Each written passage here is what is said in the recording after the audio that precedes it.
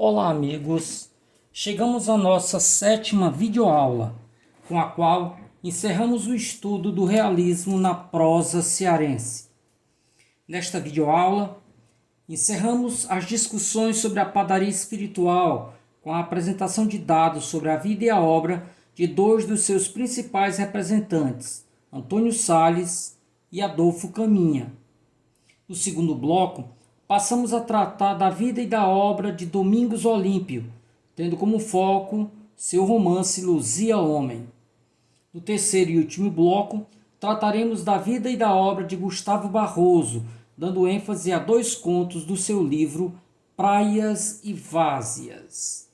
Então, sem perder tempo, sem mais delongas, vamos concluir as discussões sobre a padaria espiritual que iniciamos na videoaula anterior. Então, selecionei aqui dois autores. É claro que Antônio Sales deveria ser um deles, porque foi, sem dúvida nenhuma, a figura de proa, tanto na idealização como na condução dos primeiros anos da padaria espiritual. Então, como sempre fazemos, trago aqui alguns dados sobre a vida do autor. Antônio Sales nasceu em Paracuru em 13 de junho de 1868 e faleceu em Fortaleza em 14 de novembro de 1940. Iniciou-se na literatura na época do Clube Literário. Até ser reconhecido como escritor, trabalhou no comércio de Fortaleza com a precoce idade de 14 anos. Anos depois, passaria pela vida de funcionário público, político e jornalista, inclusive no Rio de Janeiro, para onde se mudou em 1896. Em 1892, idealizou a Padaria Espiritual, agremiação que fundou juntamente com Adolfo Caminha, Antônio Bezerra, Lívio Barreto, Henrique Jorge, Juvenal Galeno e vários outros jovens intelectuais que formavam o ciclo cultural de Fortaleza no fim do século XIX. Nós vimos ali que em torno do Café Java, na Praça do Ferreira. Foi o responsável por escrever o programa de instalação da padaria e foi redator do jornal Pão em sua primeira fase. Ele deixa Fortaleza ainda antes do final, do final da padaria espiritual. Ele participa principalmente da primeira fase. Em 1896, por conta de uma desavença com o político Nogueira Scioli, mudou-se para o Rio de Janeiro, onde passou a escrever para o jornal Correio da Manhã. Na capital fluminense, era bem quisto por nomes como Machado de Assis, Olavo Bilac e Graça Aranha. Em 1920, voltou à capital cearense, onde residiu até seu falecimento. Além de ter sido deputado estadual, ocupou os cargos de secretário da Justiça e do Interior, no tempo em que General Bezerra Rio governou o estado do Ceará. Além de peças teatrais, publicou versos diversos, poesias, trovas do norte, aves de arribação, Panteão, Minha Terra, Retratos e Lembranças, um livro de memórias, Águas Passadas, publicado postumamente, Fábulas Brasileiras, também publicado postumamente, e deixou inacabado o romance Estrada de Damasco. Então, sobre o autor, vários críticos já se pronunciaram, eu selecionei aqui dois deles. O Tacílio Colares diz o seguinte: de Antônio Sales, pode-se dizer sem exagero que foi uma personalidade integral.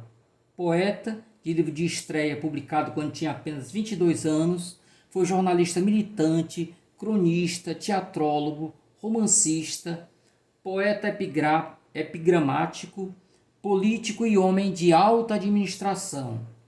Como poeta, sua lírica abrangeu todos os estágios evolutivos, do romantismo ao simbolismo, exceção feita à influência modernista, a que não aderiu. Antônio Sales, segundo Afrânio Coutinho, segundo Tristão de Ataíde, Antônio Sales é um cearense que nada tem de bairrista ou regionalista. Seu interesse é mais humano, mais universal. Então, numa videoaula passada, quando falávamos sobre o pão, eu afirmei que na primeira fase, Antônio Sales manteve uma seção chamada Malacacheta, né? Em que ele publicava sonetos, né? com textos falando do cotidiano, né? Então eu selecionei aqui 2 sonetos dessa seção Malacacheta, só para a gente ver como era mais ou menos o tom desses textos que ele fazia publicar nessa seção. Então o primeiro soneto: há pela casa um torpor que adormenta e que enfastia, vem da cozinha um rumor de caçarola que chia. Então você observe aí o tom hilário, né, do texto. É um tom falando sobre algo comezinho, então ele utiliza o soneto para falar sobre algo, né, do dia a dia, cotidiano. Na sala uma moça esguia recorta papéis de cor, fazendo uma ninharia, dorme um cão no corredor. Na sua estreita gaiola canta alegremente um gola, na quenga tomando banho. E embaixo um nédio gatinho olha para o passarinho, como quem disse, eu te apanho. Então há uma certa dessacralização do soneto, né, uma forma fixa, que vem lá do século XIV, né? E em geral serviu de abrigo para poesia alta, solene. Então aqui ele quebra a sisudez do soneto, né?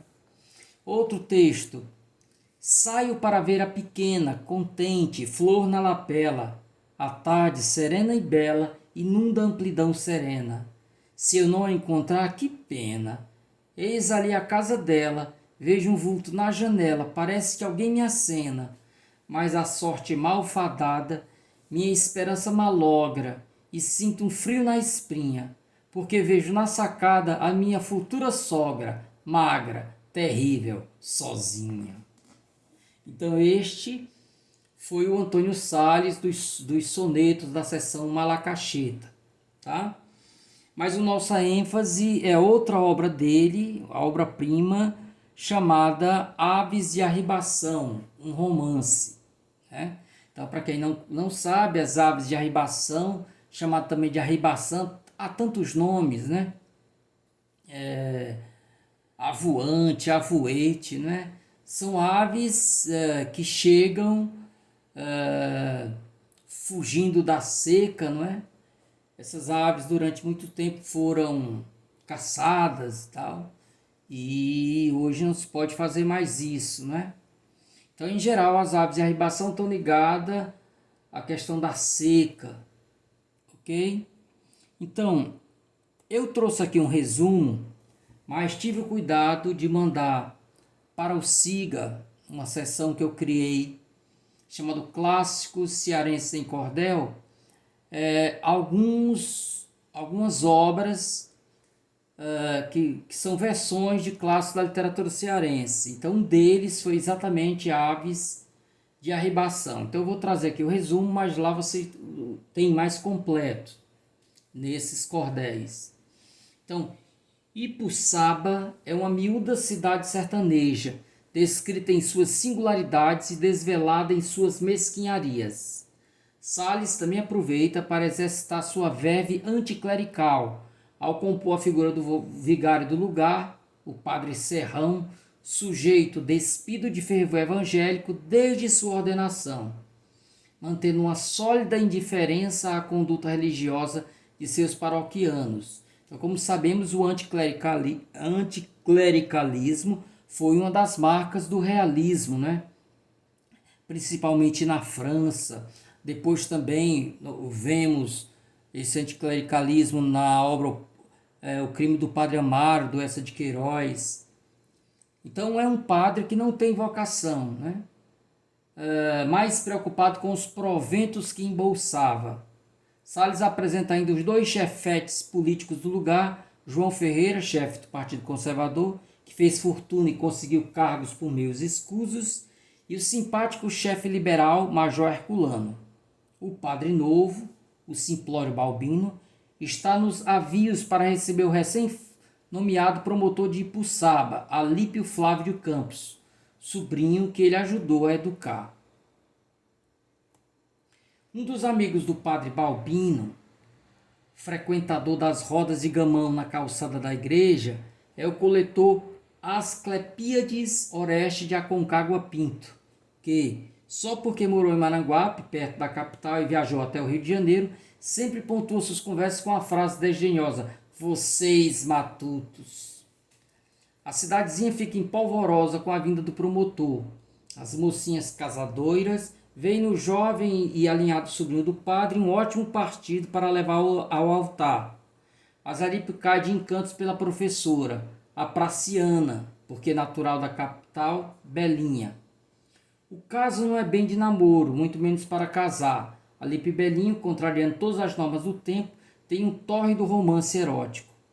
Mas o promotor acaba ficando noivo da romântica Florzinha, filha do coletor Asclepíades. Porém, o destino da Florzinha não será nem o véu nem a grinalda. Ela há de murchar e fenecer, como as flores do sertão, passado o inverno. O noivo e a amante tinham se ido em busca de climas mais amenos e propícios, fugindo de plaga em plaga como aves de arribação. Então, só adiantando, esse comentário eu trarei mais à frente.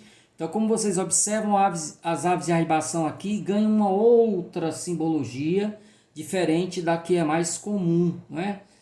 São aves de arribação porque são figuras pracianas, né? Figuras da praça, da capital, que chegam para perturbar a paz daquela cidadezinha ali. Trouxe aqui um trecho da obra, ok? Que fala exatamente da chegada do novo promotor. Então não vou ler todo, mas vocês têm aí os slides aí que vão para vocês. Aquele dia 19 de fevereiro era a véspera da chegada do promotor formado, Alípio Flávio de Campos. O sobrinho do padre Balbino vinha assumir o cargo provido interinamente em Manuel Pinheiro, uma vez por outra no exercício de promotoria, que exercia cumulativamente com as funções de médico amador, cuja reputação afugentava de Ipuçaba a falta de clínica os profissionais diplomados.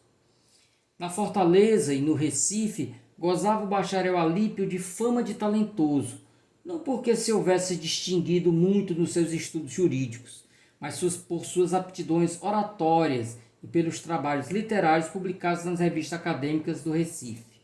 Obtiveram ruidoso triunfo com discurso de formatura, bordado sobre um tema audacioso e cheio de reverências para com os lentes.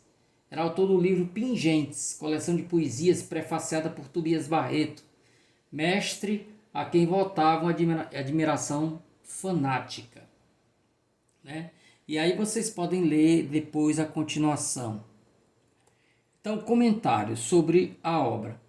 A obra é um romance realista com pitadas naturalistas e é também antecipatório nos temas e matizes ideológicos do chamado romance de 30. Então nós temos aí a questão, por exemplo, da crítica social, né? A crítica política, a crítica também à igreja. Vemos no livro característica do povo cearense, entre as quais o costume de montar rodas de amigo para conversar nos finais de tarde. A despeito do que possa sugerir o título, a obra não versa sobre as secas, né? A cidade lá não padece. É tudo verde, né? A metáfora das aves de arribação diz respeito, faltou um Rzinho aí, a alguém que vem de fora, quer dizer, da cidade, para perturbar a paz do interior. No trecho apresentado, vemos a ênfase no retrato psicológico da personagem Dr. Alípio, uma marca da obra realista.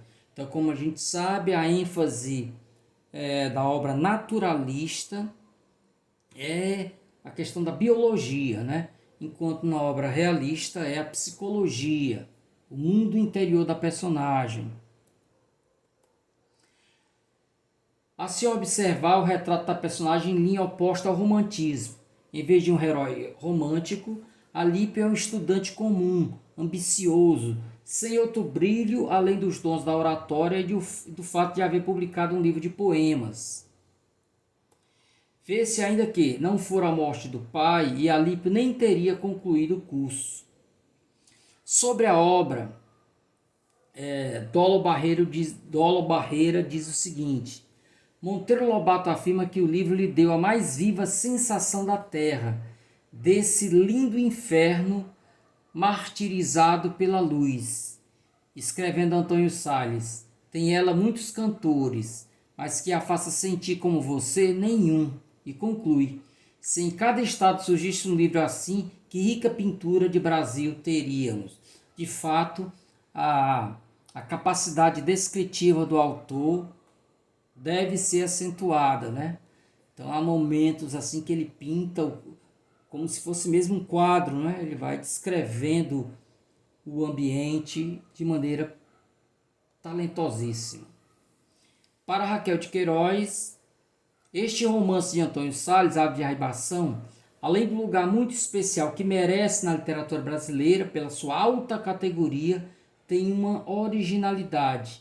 É um livro que, passado todo no interior do Ceará, não diz uma única palavra sobre a seca. É como nós falamos, né? Então, outro autor, para encerrarmos esse primeiro bloco, que também pertenceu e teve papel de destaque na padaria espiritual, foi Adolfo Caminha, cearense da cidade de Aracati. Por sinal, a casa onde ele nasceu ainda está de pé, né? É um local que vocês podem visitar se um dia forem a Aracati.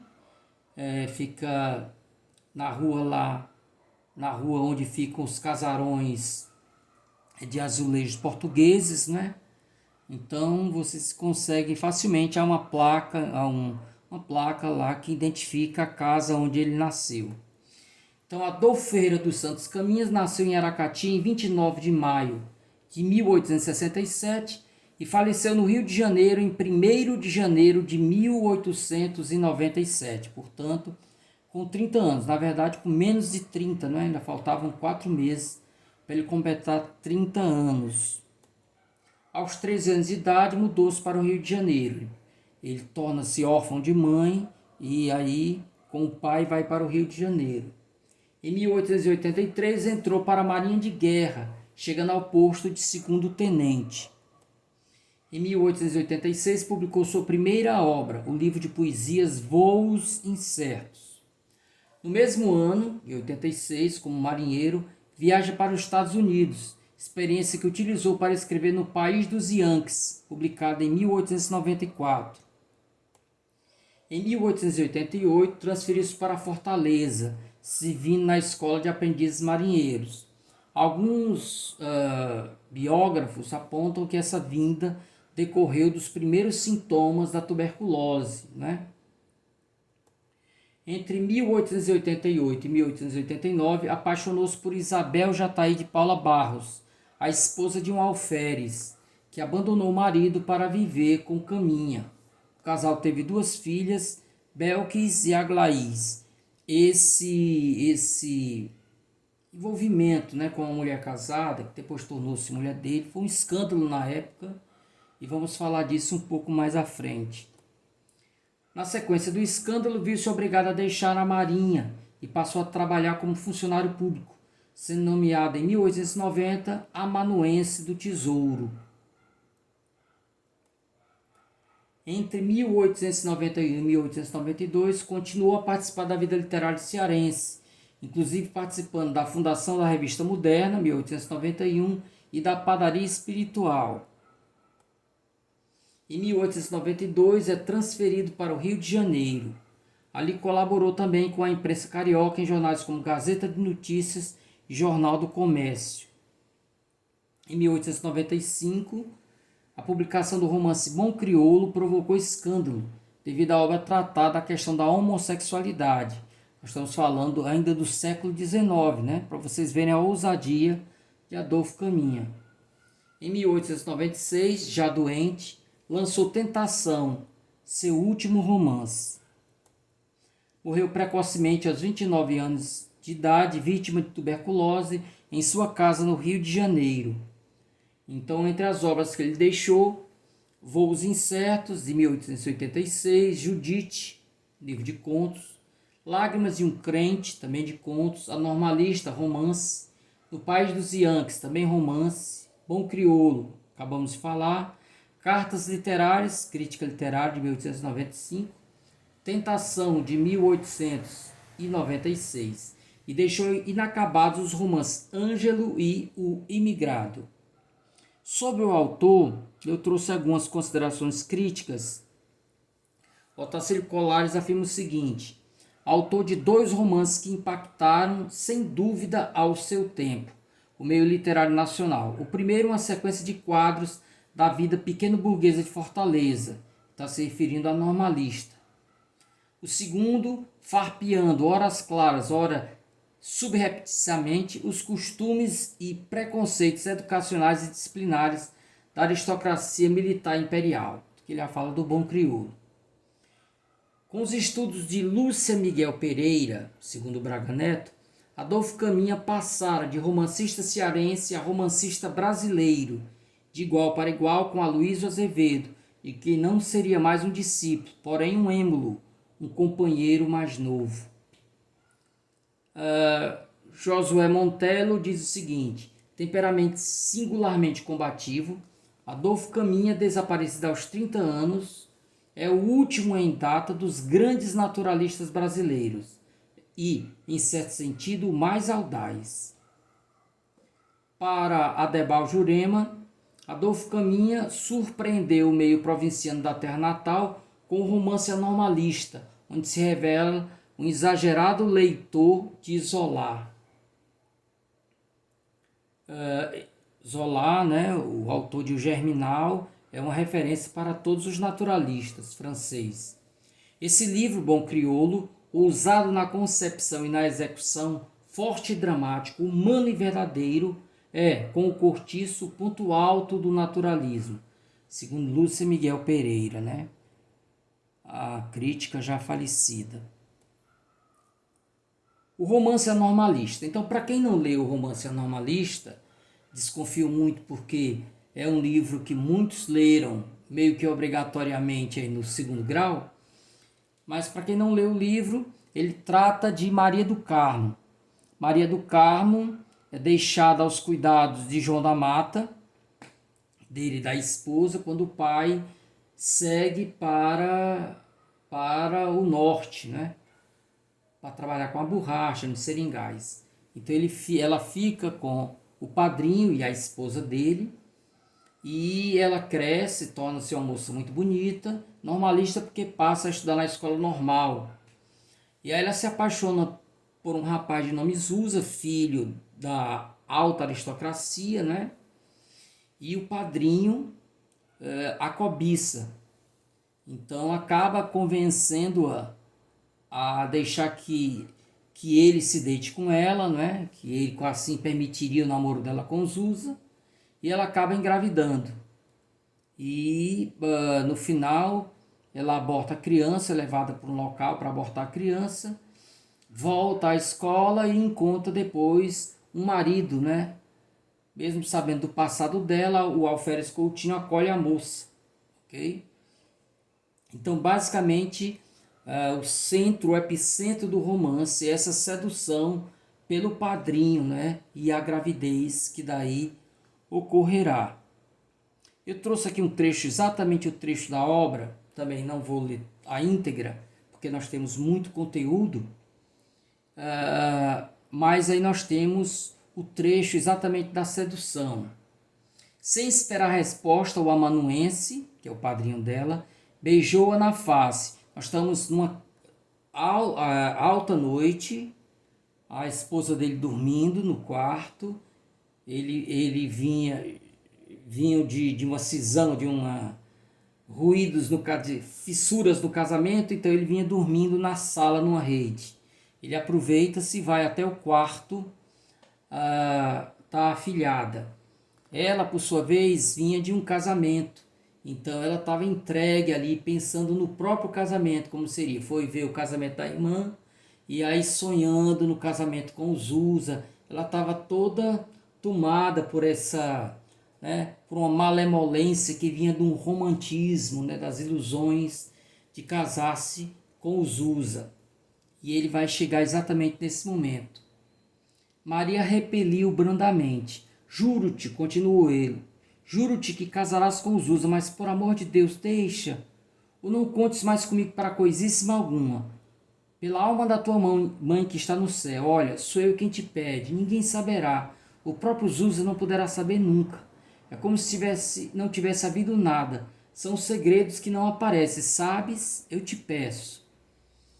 Tinha-se feito a verdade aos olhos da normalista, como um clarão que de repente iluminasse todo o quarto, ao mesmo tempo que uma luta medonha travava-se dentro de si, sem lhe dar tempo a pensar. Estava justamente em véspera de ter incômodo, quer dizer, em véspera de menstruar. Toda ela vibrava como uma lâmina de aço ao contato daquele homem que comunicava-lhe ao corpo um fluido misterioso, transformando-o na criatura inconsciente, atraído por um poder extraordinário como o da cobra sobre o rato. Percebam aí, gente, exatamente a questão do naturalismo, né? A ideia lá no caso ela, mulher, dominada pelos seus instintos, né? Pelos seus desejos, e isso acaba toldando a razão. Então ela, por estar prestes a menstruar, estava ali no seu ciclo fértil, né?